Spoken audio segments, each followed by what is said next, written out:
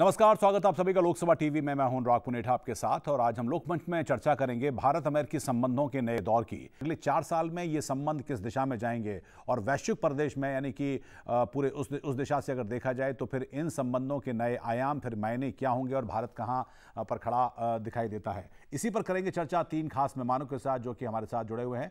पहले मेहमानों का परिचय, फिर हम अपनी चर्चा को आगे बढ़ाएंगे। हमारे साथ स्टूडियो में मेजर जनरल ध्रुव कटोच, रक्षा विशेषज्ञ जो कि डायरेक्टर इंडिया फाउंडेशन हैं, वो हमारे साथ स्टूडियो में आ चुके हैं। बहुत बहुत स्वागत जनरल कटोच आपका। हमारे साथ ऑनलाइन जुड़ रहे हैं 2 खास मेहमान। हमारे साथ पूर्व डिप्लोमेट एंड एम्बेसडर प्रभु दयाल जुड़ गए हैं। प्रभु दयाल जी अमेरिका में रहे हैं और पाकिस्तान में रहे हैं और दुनिया के तमाम देशों में उन्होंने सर्व किया है राजनयिक के तौर पर। बहुत बहुत स्वागत एम्बेसडर प्रभु दयाल आपका। हमारे साथ प्रोफेसर डॉक्टर श्याम चौलिया हैं, अंतर्राष्ट्रीय मामलों के विशेषज्ञ, वो भी हमारे साथ जुड़े हैं। डॉक्टर चौलिया आपका भी बहुत बहुत स्वागत है। डॉक्टर चौलिया, मतलब जो बात दोनों पैनलिस्ट ने कही है, मतलब एक ज़माने में जब पाकिस्तान के साथ मिलकर अमेरिका ने एक वॉर ऑन टेरर स्टार्ट किया था तो उन्होंने कहा था स्ट्रेटेजिक एलाई, लेकिन अब ऐसा लगता है कि नेचुरल एलाई के तौर पर हिंदुस्तान उभर रहा है। ये बात हिंदुस्तान के कुछ सिक्योरिटी इंटरेस्ट के हिसाब से सूट भी करती है। क्या इससे सहमत हैं और ये आगे कहां तक जाता दिखाई देता है? जी अनुराग, सबसे बड़ी फैक्टर तो चीन ही है। इसमें कोई दोहराई नहीं है कि अमेरिका और चीन की जो प्रतिस्पर्धा है वो अब जैसे चरम सीमा पर पहुंच गई है। और इसी वजह से कहते हैं ना कि जब जब डिक्लाइन, एक जो ऊंचे पद पर बैठे हों अंतरराष्ट्रीय राजनीति में और उन्हें उनके निकट कोई दूसरा चैलेंजर करीब आता जा रहा है, चुनौती देते जा रहा है, तो जो ऊंचे पद पर हैं तो उन्हें जाहिर सी बात है कि वो ढूंढेंगे तरीके तौर कि कैसे इनको रोका जाए। तो ये फिलहाल अमेरिका की समस्या है और कुछ हद तक बराक ओबामा के समय ही इन्होंने ये तय कर लिया था कि अमेरिका की जो सैन्य जो शक्ति है, जो प्रोजेक्शन है, पावर प्रोजेक्शन, वो ज्यादातर इंडो पैसिफिक की तरफ, या तब एशिया पैसिफिक कहा जाता था, अब हम इंडो पैसिफिक कहते हैं, कि ज्यादातर एशिया में वो तैनात किए जाएंगे बजाय मध्य पूर्व के और बजाय अफ्रीका और दूसरे क्षेत्रों के। और इसका साफ लक्ष्य था कि चीन को रोकना है किसी न किसी तरह। इसको वो कहते थे पिवट टू एशिया। ये तब जो बाइडेन उपराष्ट्रपति थे। तो वही सोच मेरे ख्याल से अभी भी जो बाइडेन लेकर चले हैं। उनकी जो टीम है, जो परिवर्तन काल अभी चल रहा है, जितने उनके नेशनल सिक्योरिटी और फॉरेन पॉलिसी के जो सलाहकार हैं, वो सभी उसी सोच के हैं कि चीन जो है एक कट्टर तानाशाही है और हमें जो लोकतांत्रिक शक्तियां हैं जैसे भारत हैं उनका साथ देना चाहिए बजाय चीन के। और एक तरह से ट्रंप ने जो 4 सालों में, खास तौर पे इस वर्ष, आखिरी जो वर्ष है उनका, उसमें उन्होंने बहुत दबाव डाला है चीन पर। ये मेरे ख्याल से इतना ज्यादा इन्होंने किया है कि अब उससे मुकर नहीं सकते हैं बाइडेन कुछ हद तक कह सकते हैं कि चीन के प्रति उनका रवैया थोड़ा नरम हो सकता है ट्रंप के मुकाबले, लेकिन पूरी जो व्यवस्था है अमेरिका की, कांग्रेस है, जो स्ट्रेटेजिक एलिट्स हम कहते हैं, जहाँ के बुद्धिजीवी हैं, और खासतौर पर डेमोक्रेटिक पार्टी में भी कई ऐसे धुरंधर है जो कह रहे हैं कि अब जो है ये समय है चीन से निपटने का। तो इसलिए मेरे ख्याल से भारत के प्रति इनका रवैया अच्छा रहेगा और बल्कि वो चाहेंगे कि भारत को थोड़ी सी ज्यादा ढील दी जाए। ट्रंप के जमाने में क्या था कि सब कुछ सौदेबाजी पर उतर आया था कि भारत हमें क्या दे रहा है, एक एक चीज पे हम गिनती करेंगे और तब जाके इन्हें कुछ बदले में देंगे। लेकिन डेमोक्रेट्स, खासतौर पे ये जो लिबरल, ये जो उदारवादी खेमे होता है अमेरिका में, जो अभी जीता है चुनाव में, वो समझती है कि स्ट्रेटेजिक क्या कहते हैं, जेनरोसिटी, कि हम जो है इनके प्रति थोड़ी सी ज्यादा इन्हें रिवायत दें, थोड़ी ज्यादा इनको मदद करें ताकि ये शक्तिशाली बने और चीन का मुकाबला कर सके। और इस फैक्टर को नरेंद्र मोदी जी भलीभांति जानते हैं और हम इसका पूरा भरपूर प्रयोग करेंगे। ये चीन वाला फैक्टर है। हम सामने तो नहीं कहेंगे कि हम दोनों मिलकर चीन का मुकाबला कर रहे हैं, लेकिन असलियत तो यही है और सभी समझ।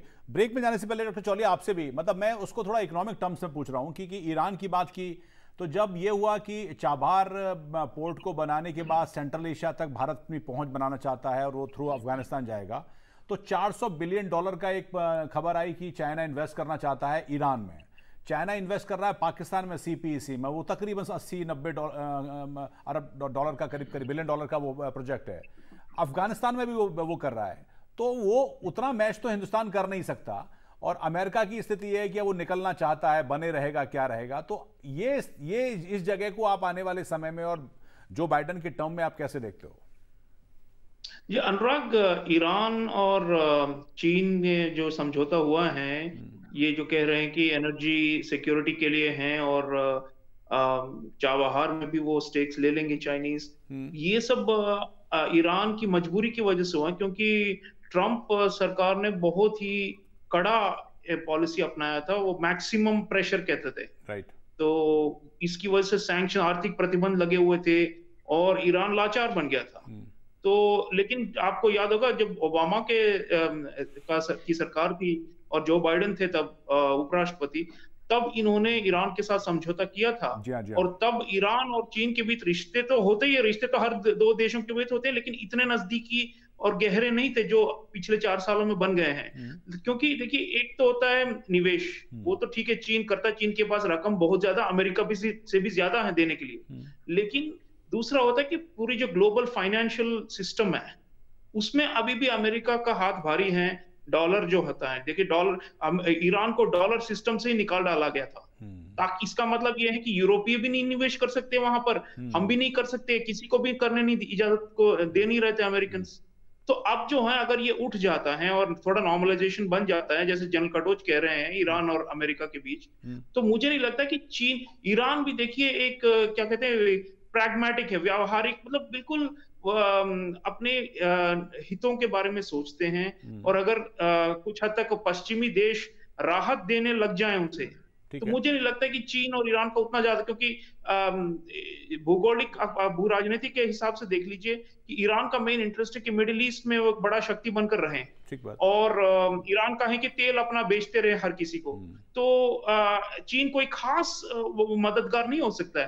तो मुझे लगता है कि एक उल्टा प्रोसेस भी शुरू हो सकता है अगर बाइडेन प्रेसिडेंसी के दौरान वापस ईरान न्यूक्लियर डील बहाल हो जाए।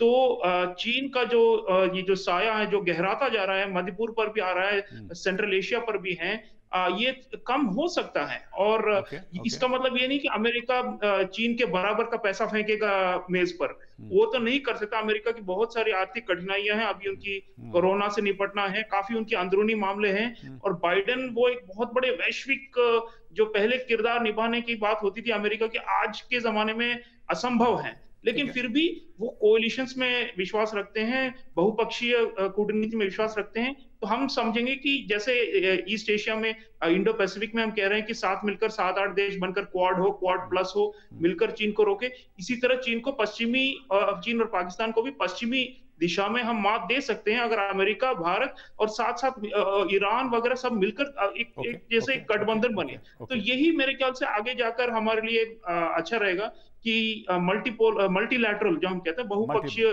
कूटनीति आगे बढ़े। जो बाइडेन इसके तरफदार हैं, और इसलिए हम आशावादी हैं। डॉक्टर चौलिया, मैं आपसे रशिया के संबंध में एक सवाल करना चाहता हूं कि ये जो खासकर भारत अमेरिकी संबंध, भारत चीन संबंध, चीन अमेरिकी संबंधों की बात की जाती है, और अभी हम हिंदुस्तान में चीन को कई तरह से देख रहे हैं, खासकर अप्रैल ऑनवर्ड, जब से LAC पर तनाव बढ़ा है।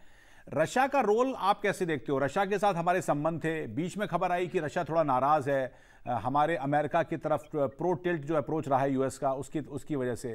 लेकिन गलवान वैली के बाद में जो एक ट्रायलैटरल प्लेटफॉर्म है RIC वाला, जिसमें रशिया, इंडिया, चाइना थे, इंडिया ने मना नहीं किया था, इंडिया गया था उसमें। उसके बाद ब्रिक्स सम्मेलन हुआ, SCO हुआ।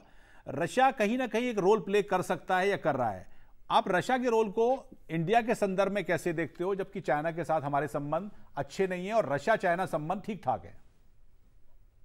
जी देखिए, एक US में जो बदलाव है उसके परिप्रेक्ष्य में रशिया को आप ले लें तो एक चिंताजनक विषय जरूर है कि जो डेमोक्रेट्स हैं, बाइडेन की जो पार्टी है, वो चाह रही हैं कि सभी जो उनके हिसाब से तानाशाही हैं, तो उन सभियों के खिलाफ मोर्चा ये शुरू करेंगे और सभियों पे प्रेशर डालेंगे मानवाधिकार और लोकतंत्र के ऊपर।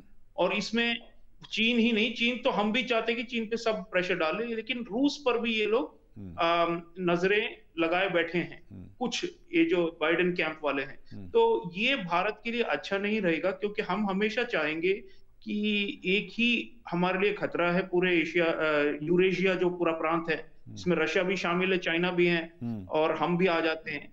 इन सब में हम चाहेंगे कि रूस को छोड़ दिया जाए, क्योंकि रूस के साथ हमारे जो सामरिक संबंध है, आपने सही कहा कि कुछ थोड़ी बहुत इधर उधर सिलवटें आ गई थी, लेकिन फिर भी ओवरऑल आप देखें तो रूस के साथ हमारे मित्रता गहरी रहेगी, क्योंकि रूस और चीन के बीच जो अलायंस जो आजकल कहा जा रहा है, उसके नीचे अगर आप एक तो उसका पर्दा हटाकर पीछे देखें तो रूस में भी बहुत सारी इनसिक्योरिटीज हैं और एक असुरक्षा का महसूस करती है रूस, क्योंकि चीन चारों तरफ जो रूस का जो इलाका था, नियर अब्रॉड जो कहते थे, फॉर्मर सोवियत जितने क्षेत्र है, उन सब पर भी चीन जो है बहुत प्रभावी हो रहा है और रूस को वहां से धकेल रहा है। तो रूस हमेशा चाहता है कि भारत रहे एक संतुलन बनाने रखने के लिए, और रूस इसीलिए भारत को ब्रिक्स में भी लाए, इसीलिए एससीओ में भी लाए, आरआईसी भी हमारा इसीलिए चल रहा है। और रूस आप जानते हैं कि जब भी हमारे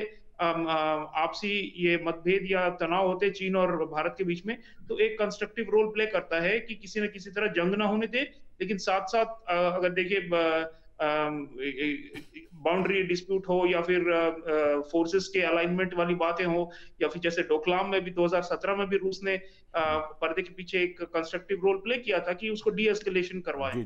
तो रूस, हम चाहेंगे कि रूस को अमेरिकन छोड़ दें और उसे अपनी जगह रहने दे, लेकिन मेरा डर यही है कि लिबरल्स जो है अमेरिका में, इनकी जो अप्रोच होती है वो ये होती है कि दुनिया भर में जहां पर भी तानाशाही है, और पुतिन तो खैर 20 साल से हैं ही और उनको तानाशाही मानते हैं अमेरिकन, तो वो उन पर भी प्रेशर डालना चाहेंगे। सिर्फ आर्म्स कंट्रोल जो कहते हैं ना, स्ट्रेटेजिक आर्म्स रिडक्शन ट्रीटी है, मिसाइल्स और न्यूक्लियर वेपन्स पर, उस पर हो सकता है कि बाइडेन और पुतिन समझौता कर ले जल्दी, लेकिन इस पर हमें सतर्क रहना होगा। अमेरिकन को हम एक तरह से पहले से बता भी रहे हैं, बताएंगे भी कि आप देखिए, अगर आपको एक ही ध्येय होना चाहिए कि चीन को रोका जाए, और अगर आप एक ही ध्येय और लक्ष्य लेकर चलें तो रूस की तरफ डाइवर्ट ना हो जाए और उस पर आप गोलियां ना बरसाएं। जितना भी फोकस करें हम चीन पर करें, सब मिलकर करें, तो रूस भी एक तरह से, जैसे ईरान के बारे में मैंने पहले कहा, रूस भी एक तरह से हट सकता है चीन के बिल्कुल जो अभी जो गले मिलने वाली स्थिति है, उससे थोड़ी बहुत अपने आप को दूरी बना सकता है अगर पश्चिम एक उदार अप्रोच ले रूस की तरफ। तो मैं कहूंगा कि भू राजनीतिक अगर अप्रोच ले बजाय विचारधारा की, लिबरल्स अमेरिका में कई दफे विचारधारा के ऊपर ज्यादा गर्मजोशी से आगे बढ़ जाते हैं और इसकी वजह से भू राजनीति में मात खा जाते हैं और चीन उसका फायदा ले लेता है। तो हमारी उम्मीद रहेगी कि बाइडेन एडमिनिस्ट्रेशन एक सोच समझकर रियल पॉलिटिक्स जो हम कहते हैं अंग्रेजी में, वो वाला अप्रोच। ओके, संक्षेप में डॉक्टर चौलिया, समय चूंकि खत्म है, भारत के सामने मतलब जो भी चुनौती होती है, क्या ये मतलब are we on the right course? मेरा सवाल ये है कि हमारी क्या कहीं ओवर डिपेंडेंसी रशिया यूएस पे तो नहीं है कि यूएस करेगा तो हम लड़ाई लड़ेंगे, because no one is going to fight our own war. हम लोग एलएसी पर उलझे हुए हैं। इकोनॉमिक जो हमारी लड़ाई है चाइना के साथ में, इसको आप कैसे देखते हो और क्या हम सही कर रहे हैं चाइना जैसे कंट्री को डील करने के लिए? जी देखिए, विदेश नीति हो या नेशनल राष्ट्रीय सुरक्षा हो, उसमें हम आत्मनिर्भर हैं एक तरीके से। हालांकि हम जरूर खरीदते हैं और सामग्री दूसरे देशों से लेते हैं, जैसे एम्बेसडर साहब कह रहे हैं, लेकिन एक बात साफ है कि आपने कहा कि लड़ना तो हमें ही है, तो जहां पर एक्शन अगर आप हमें लेना है, ठोस कदम लेने हैं, तो अमेरिका का साथ हो और सिक्योरिटी काउंसिल में कवर हो, रूस और अमेरिका का, खासतौर पे इन दोनों का।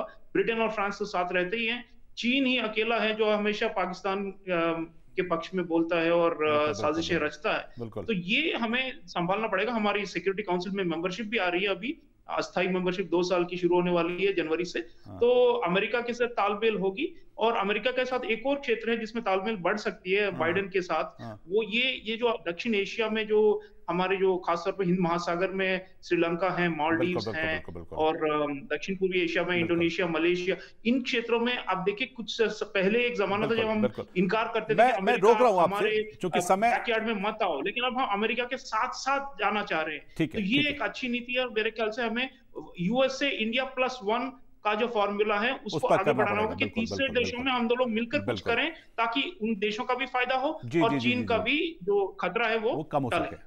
बहुत धन्यवाद। समय चूंकि खत्म हो रहा है, लिहाजा अब बहुत बहुत धन्यवाद जनरल कटोच, आपका शुक्रिया स्टूडियो में आने के लिए। एम्बेसडर प्रभुदयाल, बहुत धन्यवाद हमसे जुड़ने के लिए। और डॉक्टर चौलिया, आपका भी बहुत बहुत धन्यवाद।